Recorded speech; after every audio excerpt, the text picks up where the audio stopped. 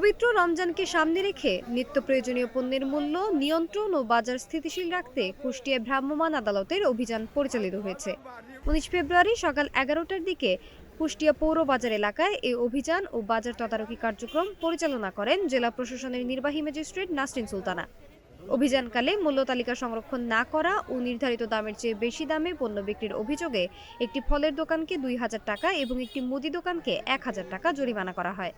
এ সময় সর্বমোট ৪টি দোকানে তদারকি কার্যক্রম পরিচালনা করা হয়। জেলা প্রশাসনের পক্ষ থেকে জানানো হয়েছে, অভিযানের সময় ব্যবসায়ীদের উদ্দেশ্যে বাজার নিয়ন্ত্রণে রাখতে এবং অযৌক্তিকভাবে পণ্যের দাম বৃদ্ধি না করতে কঠোর নির্দেশনা দেওয়া হয়েছে। বাজার অস্থির করতে কোনো ধরনের সিন্ডিকেট বা কারসাজির চেষ্টা করা হলে কঠোর আইনগত ব্যবস্থা নেওয়া হবে বলেও হুঁশিয়ারি দেন ভ্রাম্যমাণ আদালত। সোনালী সাহা, নাগরিক প্রতিদিন।